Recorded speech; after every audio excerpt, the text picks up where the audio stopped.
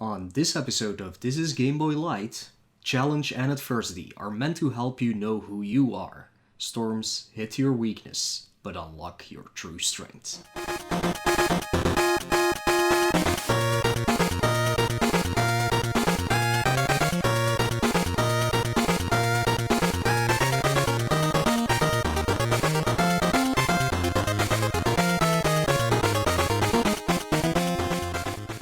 Hello everybody and welcome back to a brand new episode of This is Game Boy Lite. Episode 35 of our lights. Our numbering is a little bit weird at the moment because of the few complete full episodes we did back to back due to some real life things we had to take care of. But now we're back to our regular schedule, so next up is of course another full episode. Did I say another? Wow, nobody has ever pronounced that word like I just did. I am not of course talking about the animal, I was just saying another. Alright, anyways, before we dive into this light episode, let's see what I have been up to since the last episode. I think I might have mentioned it during our Kid Icarus episode, but I had been I had been playing Control. Well, I had been controlling play, sure, why not? But yeah, I completed Control, the Ultimate Edition, so that means all the DLC as well. And that is like... It feels like that game is made personally for me. That's how I felt about that game. I had so much fun with it. It is exactly what I wanted. Sadly, the PS4 version is a little bit janky here and there, but that didn't keep me from keeping on playing it and absolutely loving it. If you have not played Control yet, I would highly recommend it on whatever you have. Best, of course, would be PC, but I've heard that the PS5 version, which is available digitally and physically in March, I believe, and I guess the new Xbox will have a new version of Control as well. But I highly recommend playing that game. Even if you don't know what it's about, just check it out. I think everybody should absolutely play this game. It's just so much fun, and I'm not gonna spoil anything about it. But for those of you who don't know, it's like set in the same universe as Alan Wake, kinda. But you only get to that in the later parts of the game, basically. And then now I have started with Ys 9, Monstrum Nox, the newest Ys game. I'm liking it so far. It's pretty much a continuation of what they did with 8, Lacrimosa of Dana, or Dana. It's basically the same concept gameplay-wise, but with an, of course, new story that goes with it. So far, I liked the characters better from 8, but that might change. You never know. I'm starting to warm up to the new characters they introduce in this game, but it's an interesting story, at least so far. I wouldn't say it's super deep or anything, but it's a good mystery that's going on, so I'm intrigued to see what is actually happening in this game. I don't know how long this one is gonna take, probably around 30 hours, I would assume. That's normal for a Ys game, but there will be a lot of completing to do, of course, like a Nightmare Mode playthrough, which may or may not work with New Game Plus. I have no idea. It's always hard to check out trophy lists when it comes to new games, especially RPGs, because they take a lot longer for people to get through. But yeah, those were my non-Game Boy games, but I've, of course, been busy with Portable Pleasure, my Game Boy System challenge, and the games I've played for that are, first off, Lemmings. I actually finished that game, played all 100 puzzles. I still do not really like Lemmings, but it was fine. It just suffered from some things that were probably unavoidable on the Game Boy port, that made some of the levels, how would you say it, like very boring, very infuriating at some points because they were like long stages, and then if one click went wrong, not because of you, but because of how the game is programmed, you would have to sit through everything again. So you do need some patience to get through this game, but most of it was pretty fun. I like the puzzles, so there's at least that. And apparently the second Lemmings games on Game Boy is a lot better when it comes to those little programming mishaps. So I'm kind of looking forward to that to see how that one plays out. I also played Hudson Hawk, which is of course based on the Bruce Willis movie from the 80s, probably, maybe the 90s. It's a fun little weird platformer. The sprites are kind of adorable, I guess. They're like tiny sprites of like big people. I don't know if I can explain it. It's not. They're not chibi. That's not what I mean. But they look like they've been squashed down, but they do still have like a face that would go on a bigger sprite. You'll have to check it out yourself. It's not a great game or anything, but it's pretty easy to get through. The controls are a little bit janky here and there, especially when it comes to jumping on platforms. But besides that, it plays pretty well, and it keeps it interesting with different kinds of levels, even though they're all just very basic platforming stages. After that, we got into a little sports block, first starting with International Superstar Soccer. I do not really like football or soccer games, but International Superstar Soccer on PlayStation 1 is actually the only soccer game I think that is absolutely amazing. Only one of the few that I really sat down to play, but yeah, this was the Game Boy version. It's alright. It at least plays very fluently, which is something you can't really say about many of the sports games on Game Boy, especially the football games. Just look at the entire FIFA series on Game Boy. They are pretty horrible when it comes to that. But besides that, it's not a very deep game. You can basically do the same thing over and over again.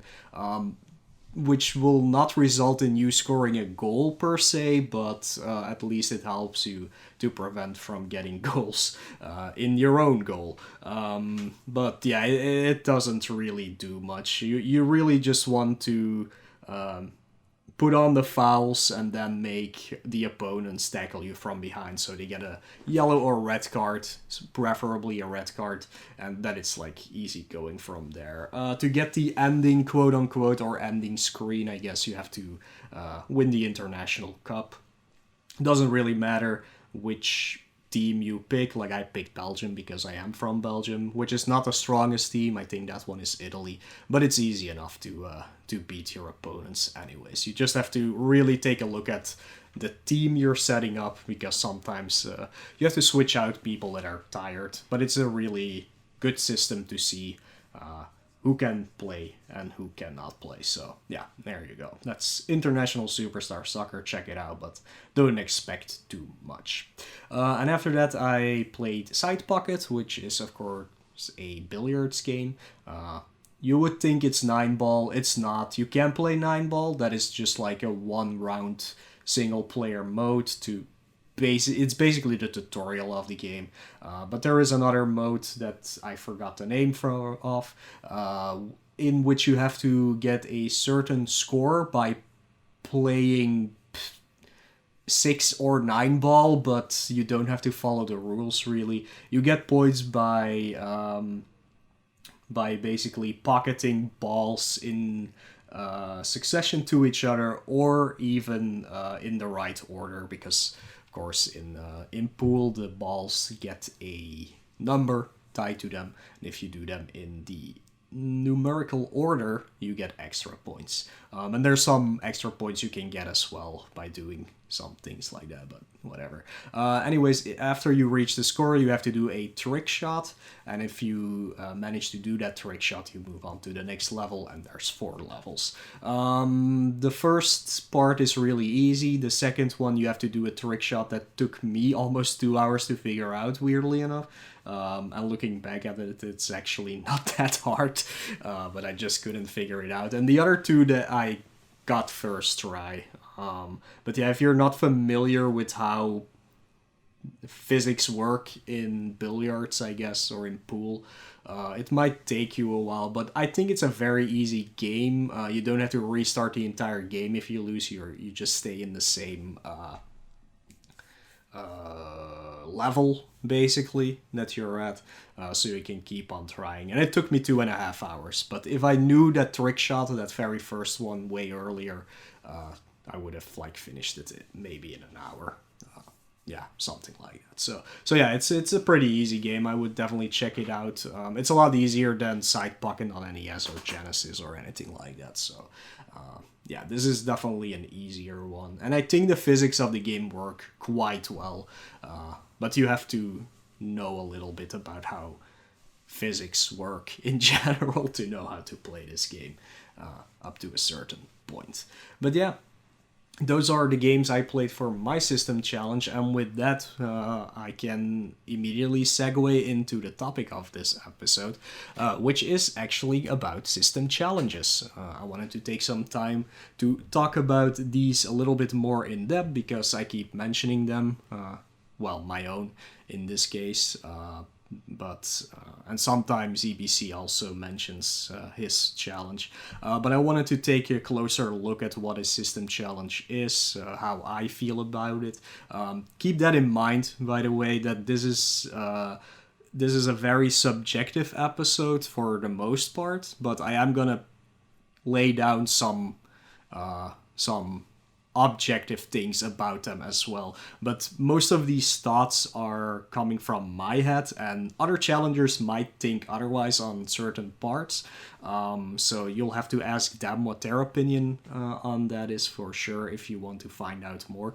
But this is really coming from how I tackle my system challenge and why I do the system challenge. But I will also dive a little bit into just the general idea of what system challenges are and how people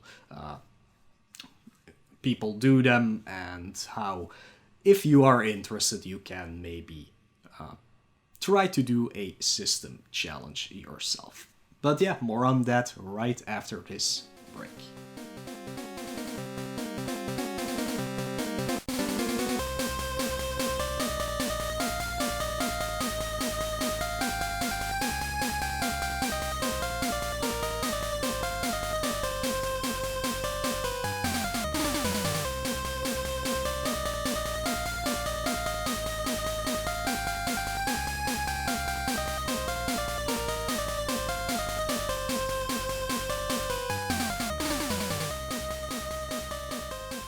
Welcome back. Hope you enjoyed that song from Power Racer. I'm kind of thinking I've already used this song on another episode.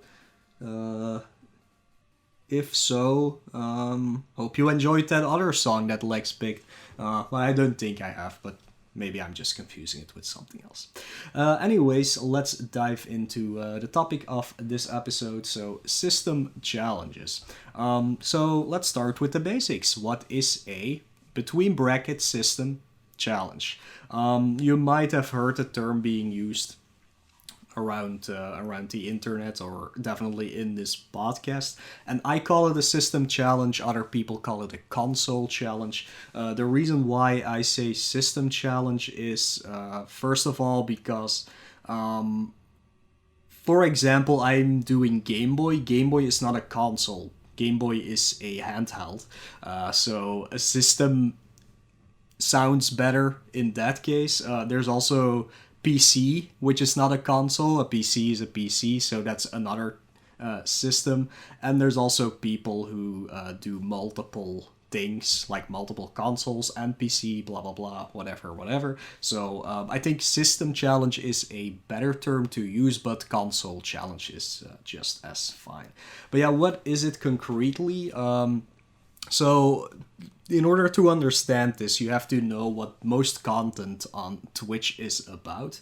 Um, like, you have a divide between the popular games, as I like to call them, which are, of course, still League of Legends, Fortnite, whatever other type of first-person shooter or how do you call a MOBA game is popular at this time.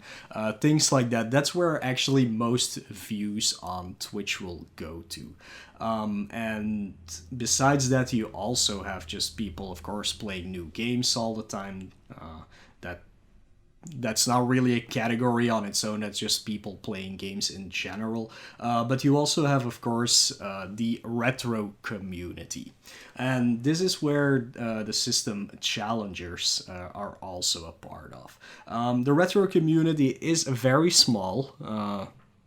Don't make that mistake, especially compared to the other part of Twitch. But the retro community is also split up into subdivisions, basically. You have people just playing casually through games they loved when they were a kid. There's definitely a lot of people like that out there on Twitch. A big part of the community is, of course, the speedrunners, and mostly it will be retro speedruns, of course. There are new game speedruns definitely being done as well, but I'm just talking about the retro community in this case. And yeah, there's a lot of retro speedrunning content out there that you can find. But yeah, then you have, of course, the system challengers or the console challengers, and those are the people that actually just pick a library and try to play through every game that came out on that system, on that console, on the PC, on whatever you like. So that is something you don't see that much. Of course, the most well-known example of it is the Mexican runner who did his NES challenge a few years back and has already finished it and has moved on to more speedrun content at this moment. But that's probably the best known one. I think everybody has heard the name before, and he is like officially, I guess, the person who first beat the entire NES library. Of course, you have to look at that with a grain of salt. Entire NES library, I think it's only the US release titles in that case. So maybe he has done PAL as well. I'm not really 100% sure on that. I think it's mostly the US released games. But there's also like the Japanese exclusives that are maybe unplayable if you don't know Japanese or if there is no translation for them, things like that. So a complete challenge, you have to take it with a little grain of salt, of course. But yeah, that is specifically for NES. In that example, I'm doing one specifically tied to Game Boy. There's people who play Genesis, PlayStation 1, Xbox, whatever system you can think of, there will be a challenger for it as well. But there are also some people that do it a little bit different. Some people just pick a genre, for example. So people are just playing through all RPGs that ever got made. So that crosses many systems, or that go through all adventure games like Hippolito Picardo is doing. He's playing all adventure games, and I know what you're thinking, but what is considered an adventure game? You'll have to ask him that. It's his list. He made it, because adventure is, of course, a very broad term. But yeah, there are people that go specifically towards like a genre, for example. And then there's also a third group, and I'm taking Bangera as an example here. He is doing a backlog challenge, which basically means he's playing through every game he owns. So that's also crossing many, many systems. So, but that's pretty much what a system challenge is. Like, you pick either a library or a genre or your backlog, and you just try to play through every game that is on there. Of course, you can make up your own challenge. You don't, of course, have to do any of these. You can even make it a little smaller if you really want to, like just play all platforming games on one system or something like that. The challenge itself is really what you want it to be. Maybe it's just a challenge for playing through all games in a series, for example. Like whatever you want to do can be a challenge, but the most well-known challengers are the ones who are doing a specific library for a specific console or system. So yeah, that is actually what that is. Why did I start doing that? I think I've talked about that already in the episode where I just talked about myself, basically. But yeah, I've always had... Game Boy was the first thing I ever had, so I had a lot of Game Boy games and I played through a lot of them.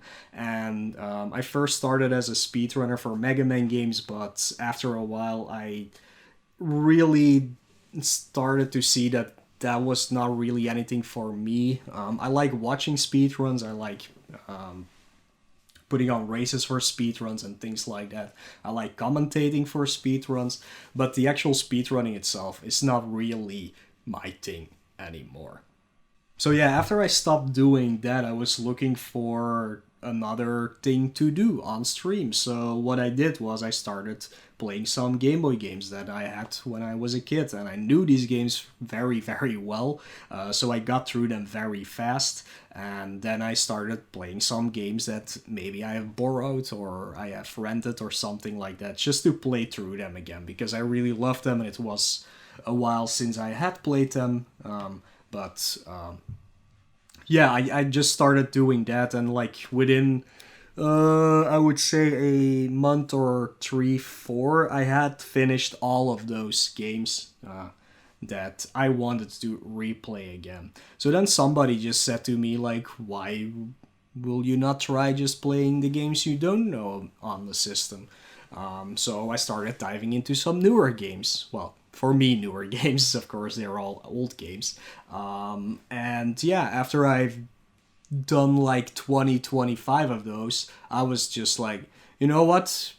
Why not try and beat just all of them? Why not? Let's just do this. Of course, I had to look around to find a good list for all the games, because back then, at least, the info wasn't that widely available as we are trying to make it right now. We're still not done, but we're trying to make it. That's all thanks to Legs, actually, who wanted to start building that database. So now we have a better view of what this actual list holds. But back then, if you looked for it, you could see it was like 1,100 games or something like that in total. So that was like the starting number that I had. But then I had to see like, oh, these Japanese games I totally cannot ever play unless I learn Japanese. So I cut those off the list. They're still available on the list, but as non-played games. Then I had to see which ones have translations. Can I patch these games? Can I play these? Yeah, okay, here we go. Oh, these unlicensed games are also part of that complete quote-unquote list that is available on the internet. What do I do with those? Oh, there are collections available. Do I include those or don't I? I'm still looking into some of those, by the way, because some have one game that is not available elsewhere. So it's really hard to come up with a list, especially for Game Boy. Not so much for other systems, but especially for Game Boy. So yeah, it took a while to definitely go through that, but right now I'm probably gonna have around 750 games in the end that I have played. But yeah, that's basically the reason why I started in the first place. I was just playing them, and then I was like, yo, I'm enjoying this. Let's just keep on doing this and play some games that I didn't know. What came with that, of course, as well, is the Tiny 10. That's something that stemmed from playing through those games and just wanting to have a speedrun marathon with Game Boy games. That the first one was basically all the popular games, and then it became very apparent that I had to go look for games that nobody knew or that were lesser known. And what better way to find out about those games than to do a system challenge, basically. So that's a second thing that came out of it. And then the third thing that came out of it was this, the podcast. Like, after a while, yeah, me and EBC and other people who were kind of doing the Game Boy system challenges, we all saw that, like, wow, there's actually very interesting games out there that just nobody knows. And just playing those games on Twitch for the first time blind, and people looking like it's a complete different vibe than just sitting down and doing research about the game and then talking about them. Because when you're playing it blind live with an audience watching you live, it's a very different dynamic, and I wanted to give those games that I really loved or that are very interesting, I wanted to give them like another chance to get in a spotlight, which with some research tied to it and with some interesting facts tied to it, and not just a gameplay with me raging because I can't beat an enemy or something like that. I just wanted to sit down and actually look at the game, how it got made, who was responsible for it, and things like that. And that's where the podcast came from. So it all basically came from me starting the system challenge. So yeah, that was definitely the starting point of that. And after a while, it also became very apparent that, at least for Game Boy and definitely also for other systems, there is a lot of non-information about games. Maybe you can look up the title and that's it. But there is absolutely no gameplay footage available, no walkthroughs available. And with walkthrough, I don't immediately mean the entire solution of the game, but just somebody summing up the controls or anything like that. There aren't any manuals available to help you play the game, like the example I always give is Swamp Thing, which I had to figure out completely on my own with some of the weirdest controls that ever existed on Game Boy. So then it wasn't that much of a challenge for me anymore to just finish it. It also became a thing about having information out there about some of the games, and I know that a lot of other challengers think the same way as I do. I'm gonna take Sharpie for example with his now it's Sega Crusade Volume 2 with Saturn, but when he was doing his Genesis and Master System challenge, there were just a lot of games that you could not find information about. Like, nothing, absolutely nothing. No videos available, no documents available, nothing. And it's really fun if you come across a game like that and you can figure everything out about it and then inspire other people to also play that game, or that have played it and couldn't get far, but then you help them out by just doing your challenge. And that's a very fun thing to do. Again, that's my opinion. It might not be the same for other challenger, but I think that's a very cool thing that comes out of it. And this is something I'll get back to later as well when it comes to beating games, but that will be in the second part of this episode. Yeah, I'm gonna go back to what I know. So for Game Boy, a lot of games, when you look up gameplay footage of them on YouTube, what you will find are the long plays. And I have a big problem with these long plays. I think they're good for archiving purposes, for sure, but they're also not done by actual people. Most of them, at least, are definitely done by a computer, so it's just a tool assisted run basically. And I feel like that doesn't really show you how it is to actually play a game. I'm gonna take one silly example now because I just came across it. Side Pocket, if you would look it up on YouTube, and I don't think I've uploaded my videos yet, if you look that up on YouTube, you will immediately find a long play, which is 15 minutes of perfect shots, basically. Yeah, of perfect shots. So you get through that game in 15 minutes, but that is probably not even possible unless you take 1,000 hours to practice that game.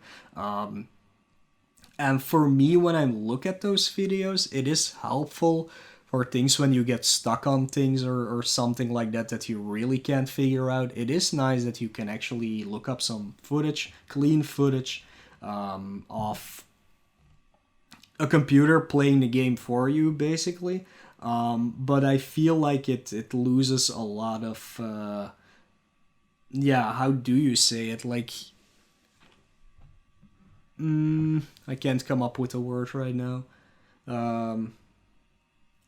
Like, it doesn't feel real when you look at that footage. You can definitely immediately spot, like, this is not how a normal person would play this game at all. And I think for us doing system challenges, making people able to see how it is to actually play through a game and to experience it with them is a great plus, not only for having footage out there, but also just for being genuine, actually.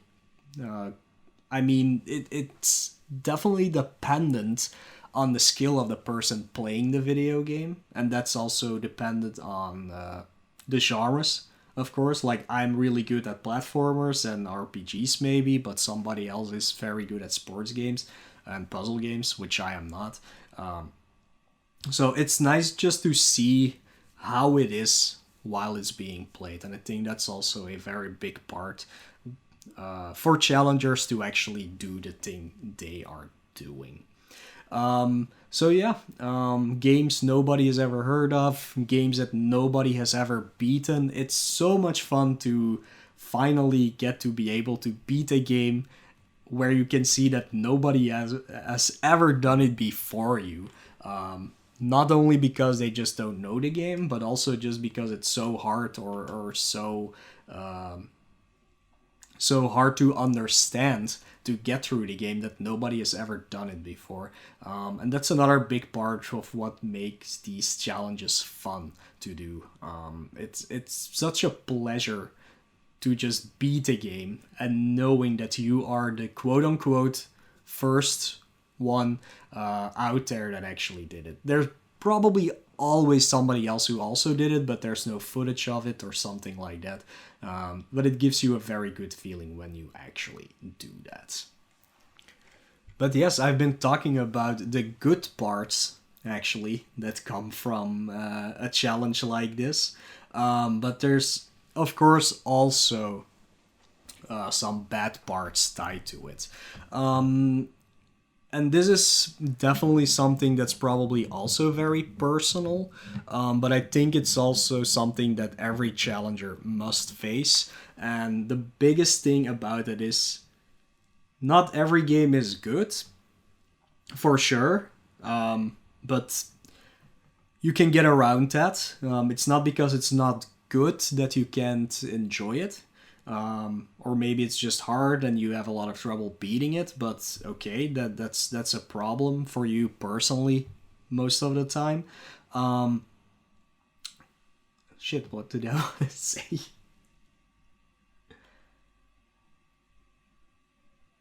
Oh, I lost my train of thought there. Oh yeah, but there's also games you absolutely do not want to play. And that's something that people tend to forget when they start doing a system challenge. Everybody has their own set of skills when it comes to video games and genres they prefer. Like I said before, I'm good at just platforming games, or I'm good at RPGs and things like that, but I'm absolutely terrible at puzzle games. Something I did not know before I started the challenge, sadly, because I didn't look into it well enough.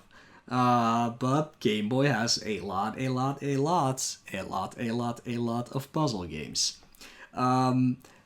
The good thing is, though, a lot of these puzzle games are actually good, and then it's just another thing where it's just about skill level. I'm not good at them, but I will get through them eventually. But there's always a genre that you absolutely do not want to play, and for me, that would be sports games. But sports games are a big part of every library. So you always have to keep that in mind that, yeah, there are gonna be a lot. Uh, don't forget that there are gonna be a lot of games that when you start playing them, after an hour or two, you will absolutely hate everything about it, and you would want to stop and never play a single game again and just stop the challenge completely because of that one game you come across. And there will be many. There will be many. One thing I want to warn everybody about, if you're ever thinking of doing one of these system challenges, please do not start just playing through all the games you know, all the games you like, because in the end you will be left with a lot of things you don't want to play, and it makes it a lot easier to just give up on it completely if you keep having to play games you absolutely don't like. So be very wary of that. And we all have those games. For me, and I still haven't finished this game, it's Adventures of Lolo. I absolutely hate that game, and I will have to go back to it and play it. I have been postponing it, but I will have to go back and play it for sure. There's one that is very notorious out there right now on Genesis, Virtual Pinball. Absolutely a horrible game that nobody wants to play, but they will have to do it. And there's plenty more out there for sure. And most of them are gonna fall into the sports category unless you really like sports games. Then it's not a problem, probably, for you to get through them. But yeah, that's something to be aware of. Like, this is not all sunshine and rainbows and like nice hummingbirds and things like that. No, a system challenge is very rough because you will run into things that you absolutely don't want to do and will absolutely hate. So yeah, that's definitely the biggest bad part that comes with a challenge. And another thing that I mentioned is games where there's no information about it and you have to figure out everything yourself. The episode, I guess. It's a huge problem. Part, but the first part. For sure. Because it takes a lot of time and dedication for you to figure out what to do. I think it's and around most of the times it's really not worth it. Seconds where sadly. I start talking about. But keep in mind that to pick up their own if you figure it out and you have video proof of it, or you write something about it, at least in the future when somebody else will try and pick up that game, they will have something to like the other recording that not forward to look. You can do that at, I guess. That can help them out, and that makes it to make it easy. I would just say, just making sure that the other entire people thing, can I guess. maybe enjoy a game or maybe get through a bad game because you help them do it. So yeah, with all the bad comes good, and with all the good comes bad when it comes to system challenges, for sure. Try and yeah, it's mostly a lot of fun, but also a lot of heartache and dedication. So maybe all this talk of system challenges has made you think that you want to do one of these yourself. So I want to talk a little bit about things to keep in mind before starting those, or even things to keep in mind while doing them. So the most important part in my opinion at least, is that this challenge is for you personally. It's a challenge you want to do, and it's not something that the audience is doing for you. So the people who will be watching you are definitely there to support you, or sadly sometimes go against you. That's always a part of streaming, of course. Some people might not understand why you're doing this. But in the end, it's not their challenge. They can't decide for you what you want to do or how you should be doing things. So before you set up your challenge, make sure you pick something that you are either really interested in. Like for me, it would be the Game Boy games and everything that comes with it. And also try to make sure, and this is hard to say at the start, of course, but try to make sure that you definitely will sit all the way through it. That's a very important part for sure, because you're gonna pick something up that you're not very confident about from the start. It will make things a lot more difficult for you to keep on pushing through. So yeah, definitely go with something that you are mostly sure of that you will sit through. If an entire system library at the start just feels too daunting, because it's a high number of games, definitely keep that in mind.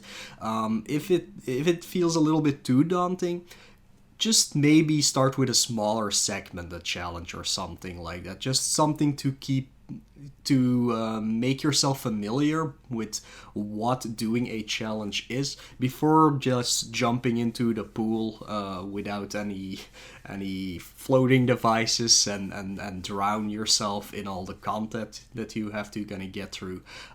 It's definitely nice to just pick something small up to see if you like what it is doing a challenge, and move on from there. You can always expand your challenge. Cutting it short, like 10% in or something, is not that much fun, and people watching you will also be like, oh, he or she is giving up already.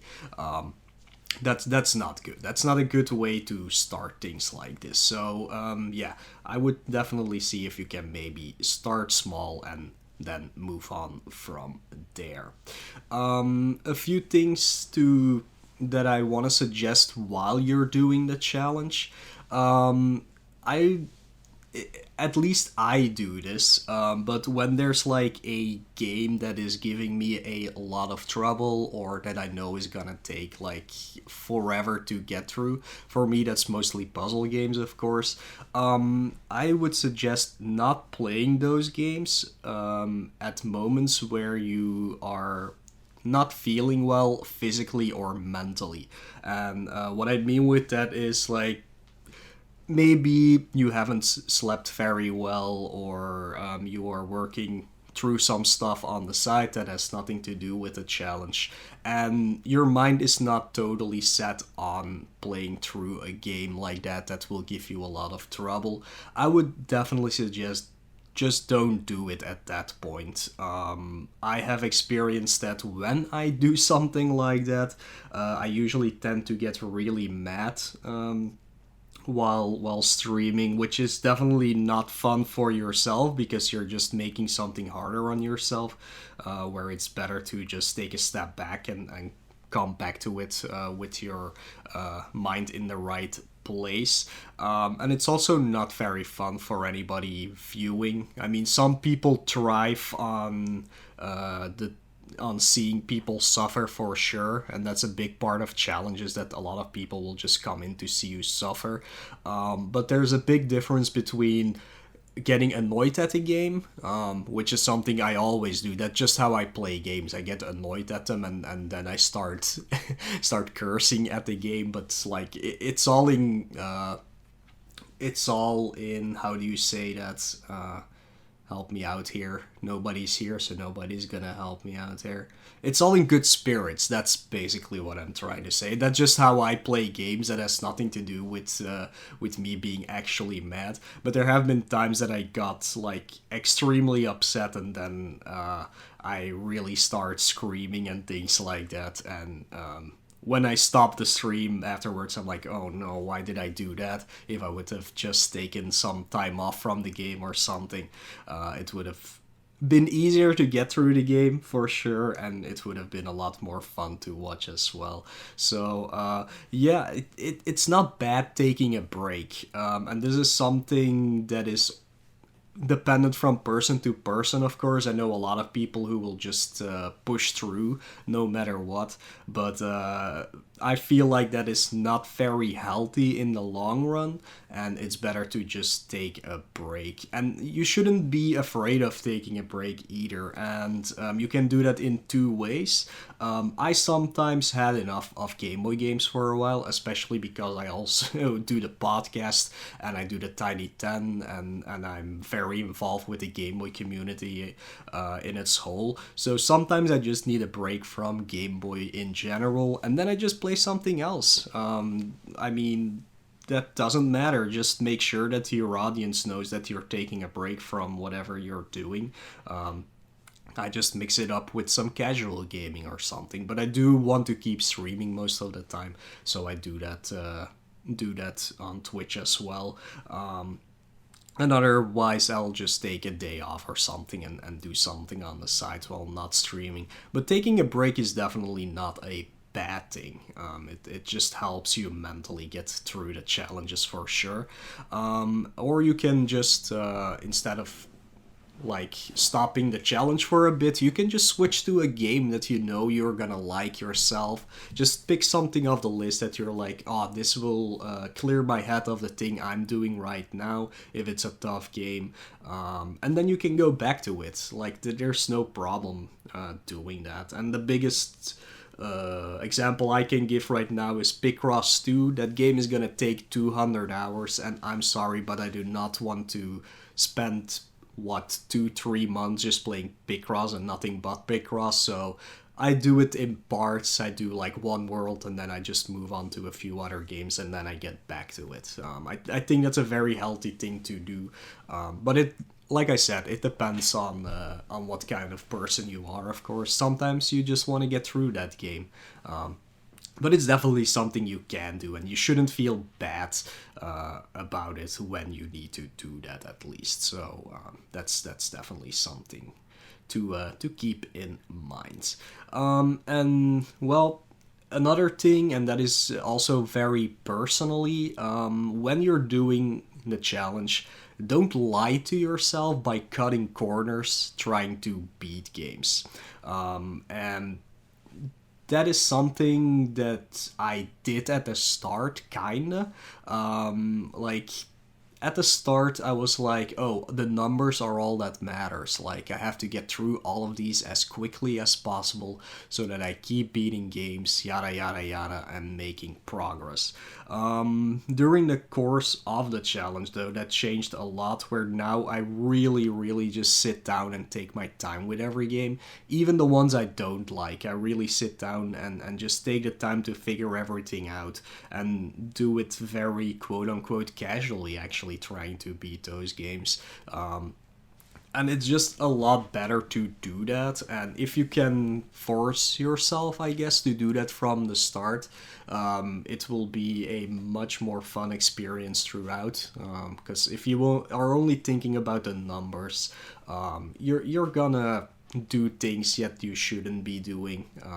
Like, it's hard to explain how that works, but there are many different methods of just making a lot of progress without actually challenging yourself, and that is part of the game. It's called a challenge for something. It's a learning experience, and I think you should definitely start doing that from the start. Like, just enjoy what you're doing even if it is a bad game. And just take your time with it. It doesn't matter how fast you beat it, as long as you beat it in the end.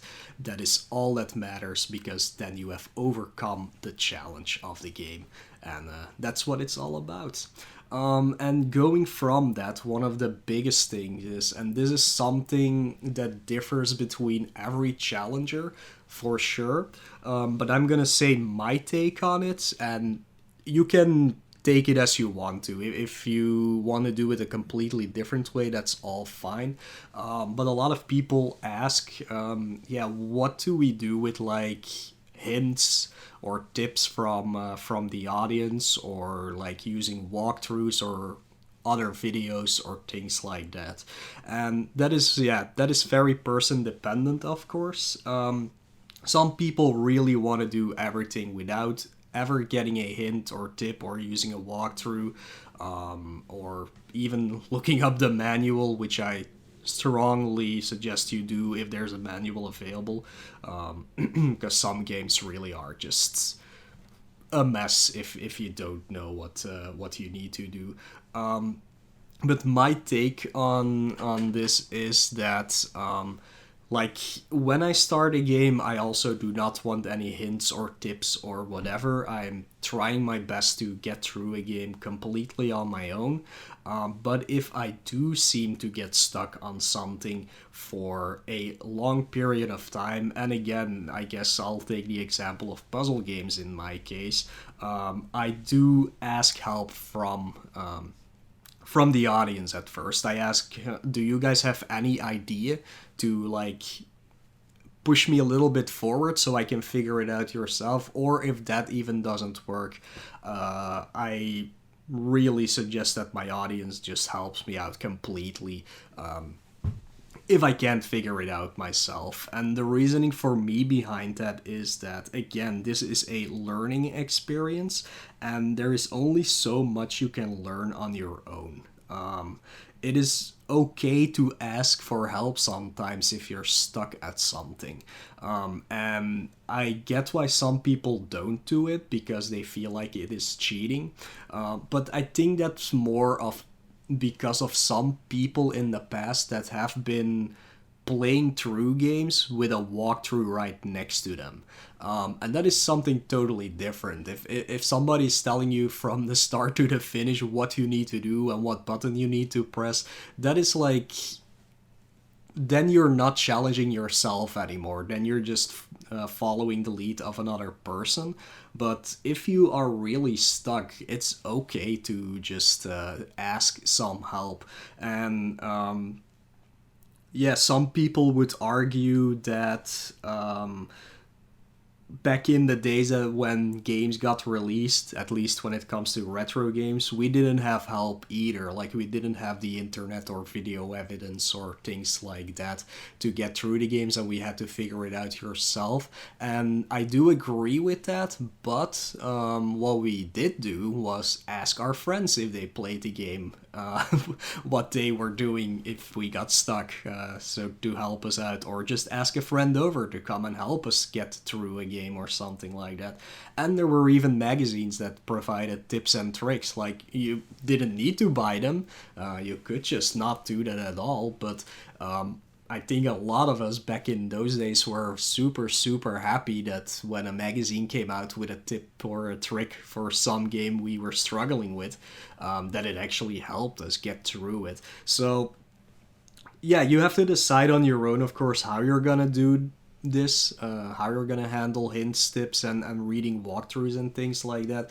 But yeah, there's my opinion on it. Like, don't be afraid to ask for help. And I think with the Challengers team that we have right now, we can help each other out a lot more when people seem to get stuck on something, or if they need help to figure something out. So in the background, that is always going on. Don't be one of those people that just opens up a walkthrough or runs a video right next to their game screen and plays through the game like that, because it's very obvious when somebody does that. You can see that they're not struggling at all with it. But yeah, also don't be afraid to just look for some help whenever you need it. If in the end 99% of the game you figured out yourself and that 1% you had to look up, don't be ashamed of that. Like, I really feel like you will learn something from it that you could use later on. And I'll bring up the puzzle games again. Sometimes you get stuck on something in a puzzle game because you can't figure out a certain mechanic that will help you out. But once you look that up and understand what you have to do, it's something that you can keep using throughout the rest of the game or even on other games, because like puzzle games usually have some kind of mechanic that works for everything. So if that can help you teach yourself something that helps you out in the long run for a bunch of other games or the same game, I think it's perfectly fine to do that. But again, that is my opinion. If you feel like you shouldn't do that at all, then don't. Like, again, I'll come back to my previous point. Just don't lie to yourself. Be honest about what you're doing.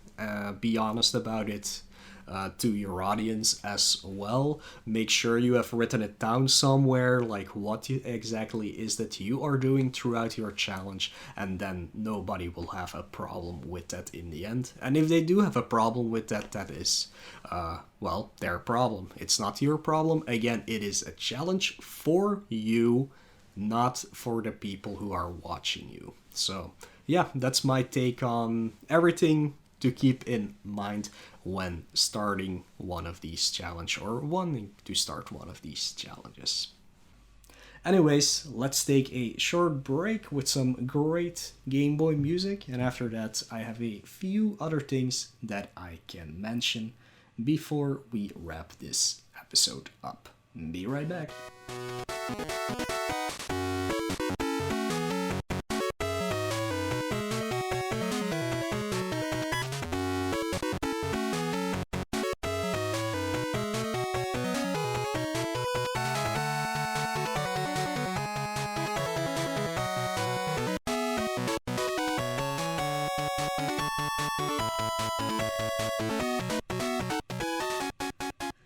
Alright, welcome back. Hope you enjoyed that song from International Superstar Soccer.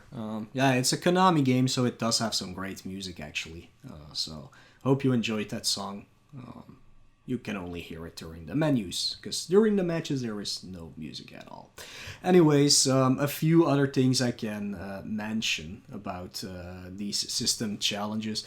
First off, there actually is a Challengers Twitch team now, which I'm a part of, and it was made by Sharpie, who I mentioned before, who just finished his Sega Crusade Volume 1, which was Genesis and Master System basically, and CD. Yeah, CD and 32X and whatever. Anything that works on a Genesis. There you go. And he's now doing a Saturn challenge. So he's still going. But there's a lot of people in there. There's me, obviously, doing the Game Boy System challenge. There is Hippolito Picardo, who I mentioned before, doing the Adventure challenge. But there are people for every system you can basically think of in that team, and also some like more random challenges, like a rental challenge, for example, or a mini console challenge. There's somebody for you in that challenger team that you definitely want to check out, and preferably all of them, but that's going to be hard to keep up with for sure. But yeah, if you're interested in watching a specific system or things like that, just look up the Twitch team, or just use the link in any of our Twitch pages that get you to the Challengers team page on Twitch. And there's usually always somebody streaming, because we're all from different time zones.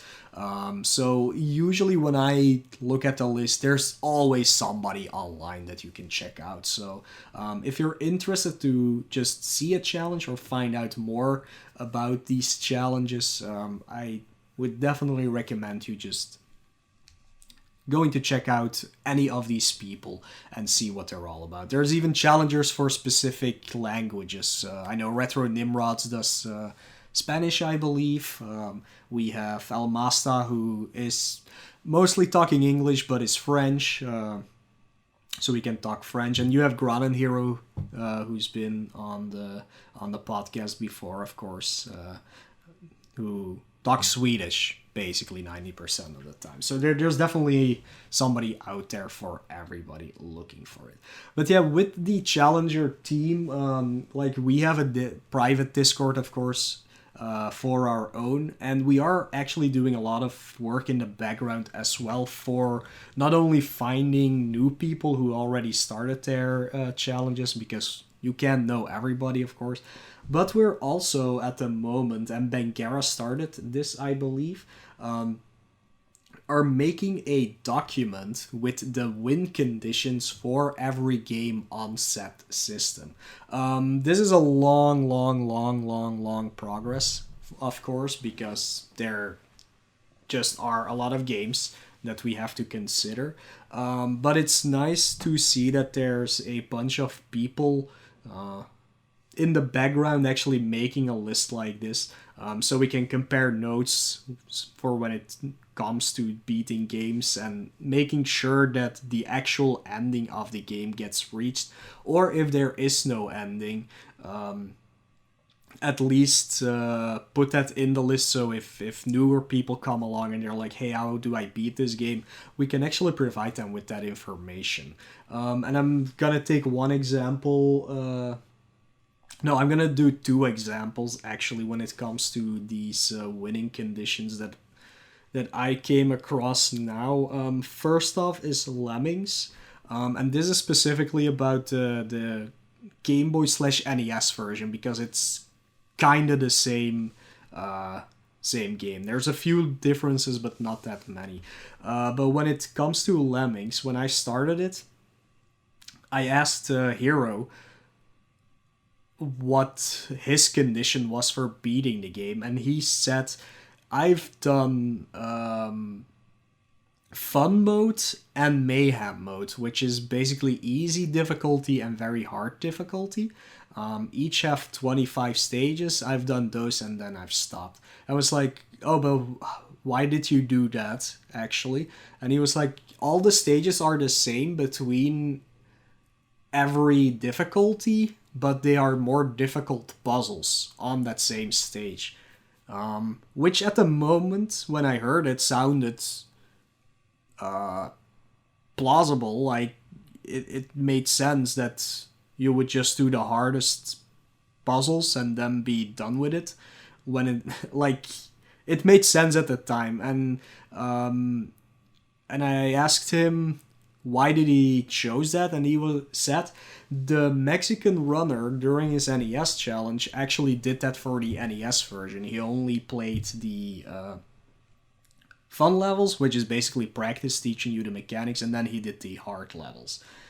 So yeah, that made sense. And then I started playing it, and I kept thinking about that, and I was looking things up, and I was like, but these levels are really not the same. Like, sometimes you have a repeat of scenery, but all the puzzles are different. Like, you always have to do something completely different in each stage.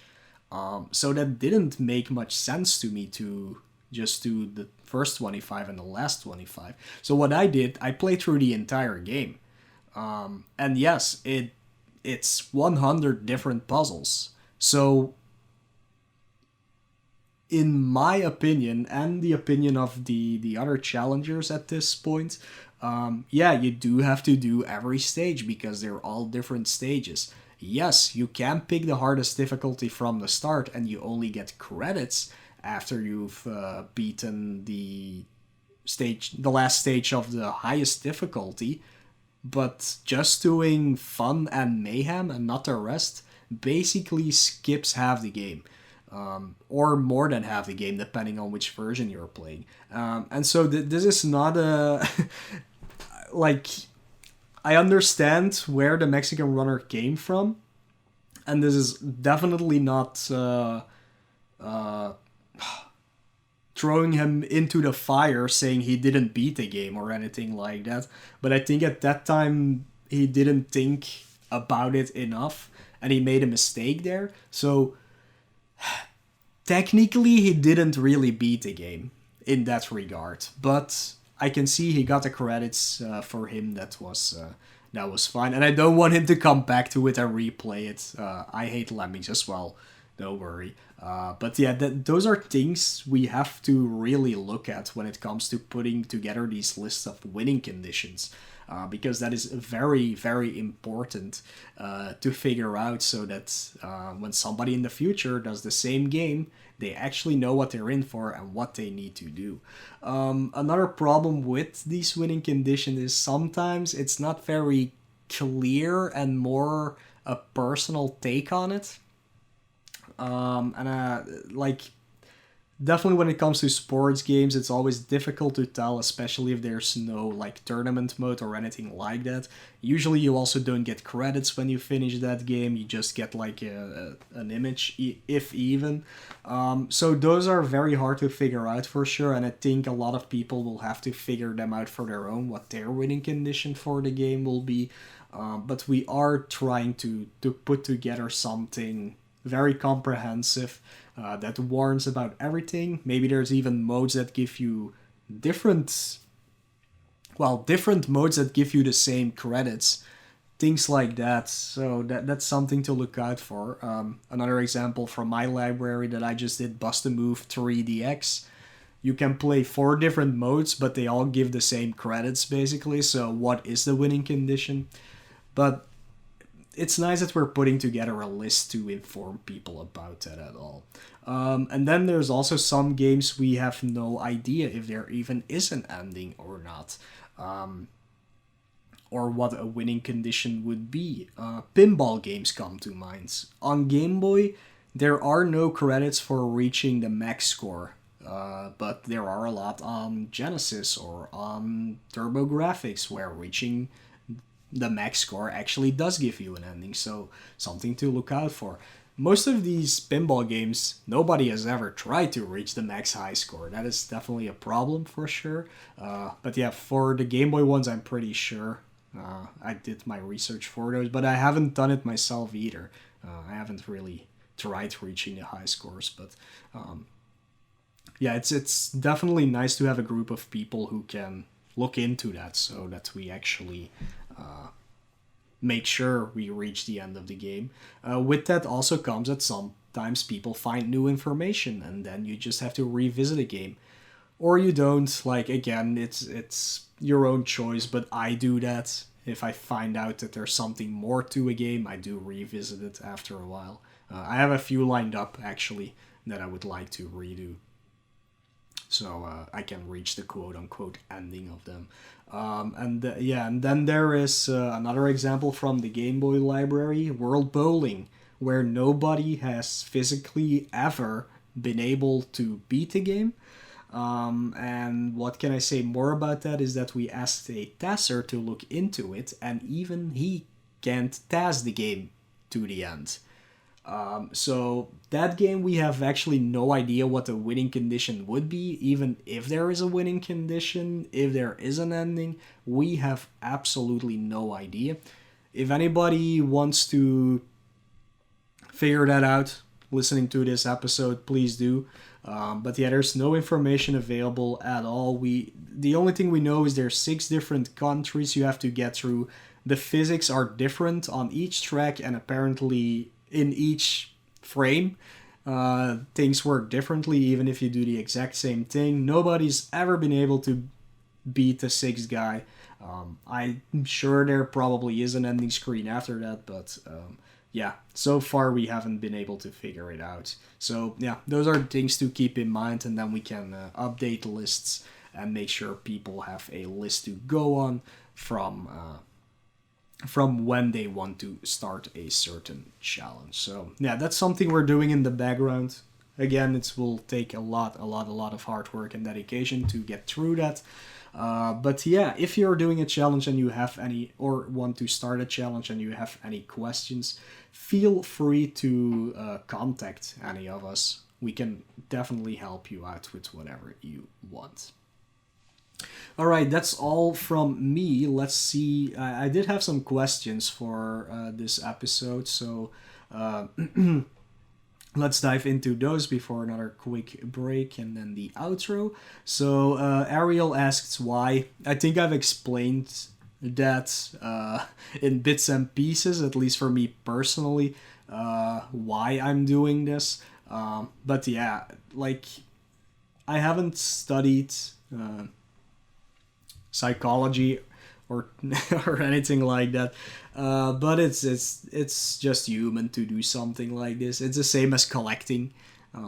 It's just a very basic instinct we have as a human to like challenge ourselves to do something, and why not do it with these video games in this case. So yeah, I think I've covered most of it. It's a personal question for each and every one of us, but I explained my point of view on it for sure. So, our lovely producer Lex asks, "Do you know who the first person was to do?" Yeah, I can talk. Do we know who did the first Game Boy challenge? That's the actual question. As far as I know, I think that was Zenic Reverie, but maybe not. But I think it was Zenic Reverie who started. He has long stopped doing it, but he played through a lot of puzzle games. Good for me, because sometimes I can look up his stuff and see what he's doing. But yeah, he hasn't been doing that for quite a while. But I think he was the first one. I picked it up when he was on around his 100 game, I believe. I did not even know he existed. It's not like I was inspired by him or anything, but I did find out he was doing it. And then there was John Carl's, eBloodyCandy, of course, my co-host. Was there Chan Cool? Maybe who did one? I don't. There was somebody else who was doing one. And now there's also, oh, man, it's hard to keep track of all these names, but there's definitely a list out there of people who are actively doing it as well. But yeah, I think Zenic Reverie was the first one who tried it, at least. Here's a question from my co-host, but I'm gonna take a sip of my iced tea first. So yeah, here's EBC's question. Well, it's 3-4 questions, yeah, something like that. Is there a sense of prestige when doing a console challenge? I guess I'll tackle all of these by one. For me, there's not, at least personally, but again, I think it is very personally. I think you definitely look up to people who have done more than you or have finished the challenge, but it's not like any of the people I know, at least in the challenger community, that they're like, "Ooh, look at me! I finished the challenge. You guys are all plebs." So I don't think there's something like that going on at all. If I finish the challenge, I wouldn't like. I'm gonna feel accomplished for having done it, but I also know there's still more out there to do, probably. Like, I feel like it's never really finished, especially not now there's a lot of new Game Boy games coming out and things like that. Like, but when I've reached that number that I have set out it to be the end, I think I will be relieved for sure, but yeah, I don't know. I don't think there's any prestige, at least not for me at all. I don't feel better because I've beaten a game that nobody has beaten before. I'm just glad I've beaten it and that I now have the information available for other people who want to try to do the same thing. So, yeah, but that's like more my character. Like, yeah, I think it's more depending on character of people. So the next part of his question is, how do you compare someone that does a bunch of speedruns, like Other Blues, Toad, etc., versus someone doing them casually? I feel that's like a very different approach to games for sure. I know like Other Blues at least plays through everything casually before he does speedruns. But yeah, I think it's just a very different kind of content that both parties are providing. Like speedruns are more skill challenges, I would say, like honing your skills in a certain game or multiple games, and like making the game work for you instead the other way around. Versus doing them casually, it's more of like the experience with the game, like what makes the game good, what could have been better, things like that. I think for casual gaming, that's a lot more important. Because, like, for speedruns, even the game can be good or bad, but as long as you can, like I said, make the game work for you, it creates interesting content or an interesting challenge for yourself. And casual, it's more of a thing like, yeah, can I find out what they wanted to do with this game? Can I overcome what they have programmed here? I don't know. It's a very difficult question, really. But I think both provide very interesting information for the other. Speedruns can definitely help you figure out things you can use for your casual playthroughs, but sometimes because, and that's weird to say because speedrunners also dive very deep into the games, but sometimes when playing something casually and not worrying about the time makes you find out something that could be useful for a speedrun. The example I can give for that is when I played through Prehistoric Man.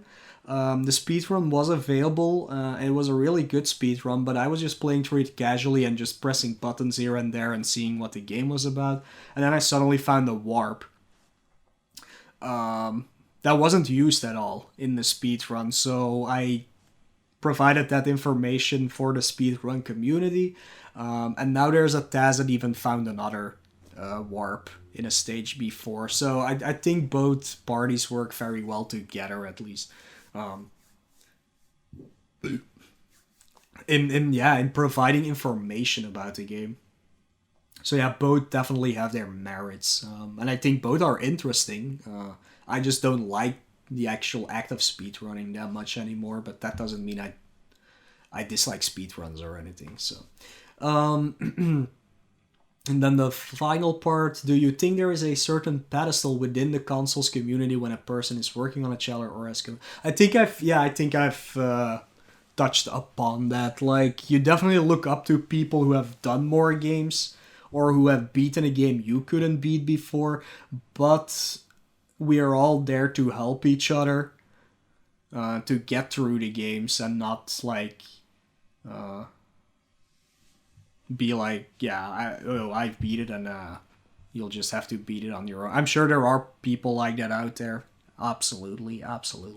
But yeah, so far, at least in the Challengers team, I haven't run across anything like that. We're all there for each other, so yeah.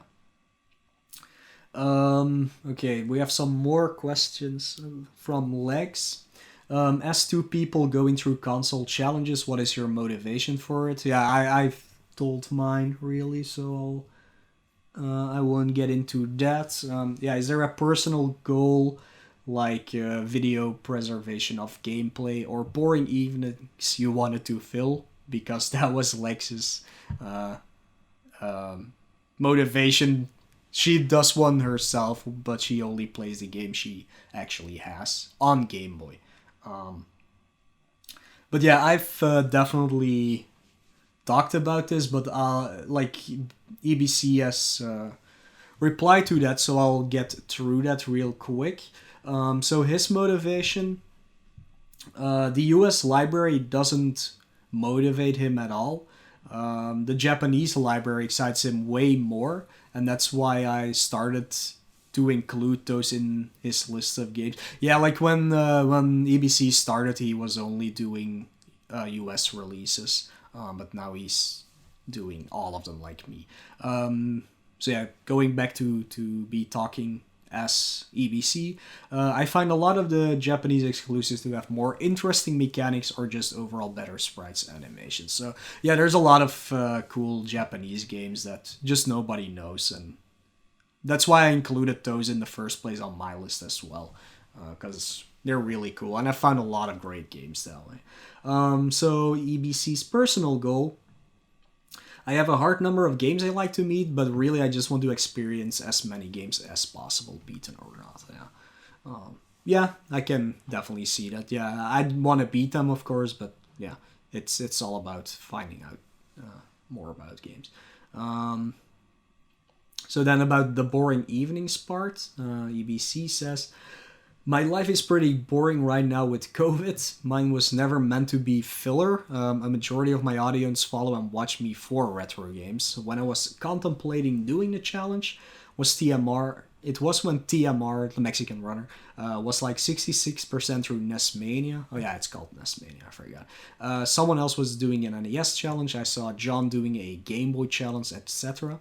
I didn't know Moelle all too well in 2016. So I had no idea he was doing a Game Boy challenge, and I didn't know Granen Hero until 2008. Yeah, Granen Hero does like Game Boy NES challenge. It's segmented in like some lists. I was introduced to Hero by either Moelle or John Carls when they DM'd his channel. Game Boy is something that I have a lot of memories with because of moving around a lot, because I was in a military family and road trips, so that's how I landed on Game Boy. Since then, I've expanded my Game Boy library to the EU and Japanese, and I've incorporated other consoles, which now all live on the Retro Digest or the Retro Road. It's a working title. So yeah, he started with just Game Boy, but he's doing more now. I think soon he will do his Virtual Boy challenge, actually. So yeah, definitely look out for that. But yeah, like that's his motivation and things like that. Like I know from Sharpie that his motivation was he wanted to do a challenge, but everybody was doing Super Nintendo or Nintendo, and he was like, I actually don't know a lot about Sega, and nobody is doing Sega.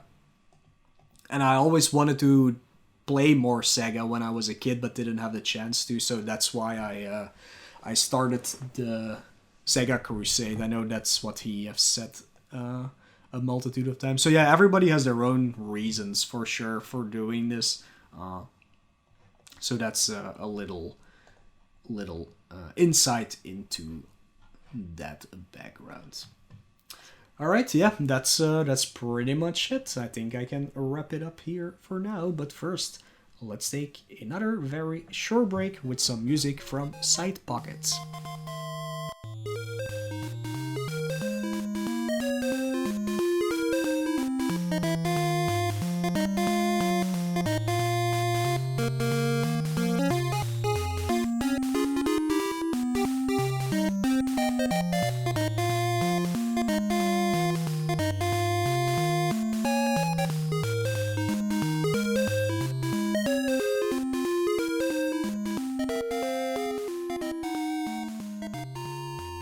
Alright, welcome back everybody. Hope you enjoyed that Side Pocket background music. It's one of the tracks I believe you can select during play. Yeah, so that's it for this episode. So as always, you can find me on the Twitter, on the Twitch, on the YouTube, and even on the Instagram, where I just post some random things from time to time. But they are all /Moelle, which is MOELLEUH. You can find my co-host, who will be back next week on Twitch as eBloodyCandy. YouTube, still no. Maybe he has it back. I don't know. Maybe he does.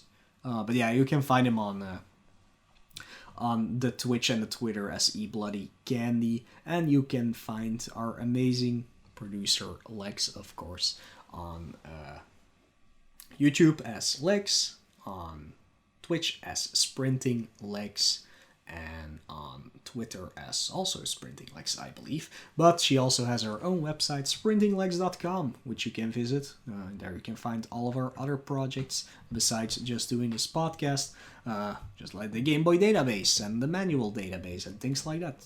Very cool, very nice. Definitely go check that out. But yeah, if you want to reach out to us, you can do that through all of those channels. We always like to hear your suggestions or your thoughts about the episodes, or just about us in general. If you have any question or things like that, you can do that. But you can also, of course, find us on our Discord channel, which will be linked in the description down below for sure, where you can come and talk to us personally. And we're pretty active, so we usually respond very quickly.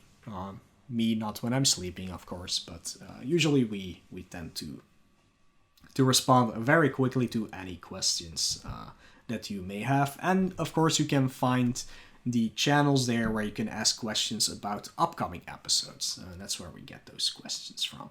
But yeah, you can find that information on our website, of course, which is gbrunners.com/this TIGB. Yeah, TIGB. So there you can find just links to all of our social medias and things like that, and our Discord. And of course, you can find a link to our Patreon or our PayPal.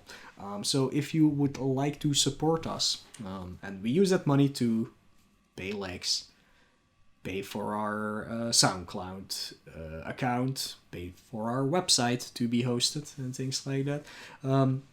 You can definitely do so through Patreon, which is of course a monthly subscription. You can give any amount you want, from $1 to $5 to $1 million a month. I don't know, maybe you're super rich, and you want to share it with us. That would be super nice. But yeah, you can get some benefits by doing that, of course, through Patreon. So you get access to some hidden challenge. Yeah, you get a hidden. You have to do the challenge instead of me. That's what you get from Patreon. No, you can get some access to some hidden channels on our Discord, where you can catch up to some background stuff that you normally wouldn't be able to access. You can also access all of our episode notes to read through if you really wanted to do that. Maybe there's something in there that we forgot to mention that you can always look up through there. Usually we have some links to like all kinds of websites that of course about the episode, not just random. Well, some, yeah. But yeah, you can find a few more things there that we maybe just don't talk about, or just thoughts we have while recording this episode. And we of course want to provide you with the same benefits if you would support us one time only through PayPal. So if you do that, please let us know. Like, mention your username or something like that when you do a donation, and then we can set you up in Discord with a special role or whatever else you need. Like send you a link to the notes or anything like that. But we do want to give you the same benefits as anybody who supports us through Patreon. Our goal on Patreon is still $20 a month. $20 a month would cover our costs for the websites at least. So that's definitely something we want to reach. And if we hit that, we will definitely take some time to do more live recordings of these podcasts, because we always do them offline, of course. But yeah, then we can make a few more live episodes. Not all of them, but there will be more at least. So yeah, I think I've covered just about everything. Of course, we also have our YouTube, which doesn't have a URL yet, custom URL yet. So definitely subscribe to that so we can get that. But you can find basically all the episodes on there with a little bit of gameplay footage in the background. So if you want to put that on in the background while you're working or something like that, and you want to have a little visual cue on the screen as well, that would be the best way to find that out. and I should have updated it by now with all the latest episodes. So yeah, that's all she wrote for this episode. So thank you all for watching. Hope it was informative. Maybe I was just babbling a lot about nonsense and nobody actually cared about it. So sorry about that. But yeah, if you like these system challenges, go check out any of the challengers out there on Twitch. They always are very happy to see you and are people interested in the games they are playing. But yeah, that's it for me. Next time, me and eBloodyCandy will be back for Mega Man Dr. Wily's Revenge. Pew pew pew.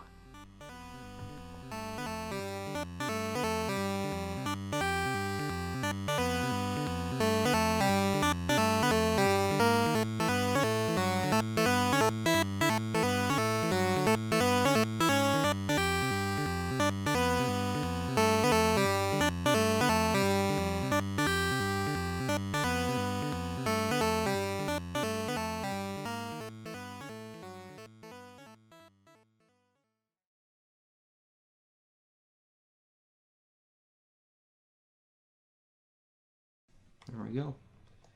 By Roy T. Bennett, The Light in the Heart. I have no freaking clue who that is, but whatever.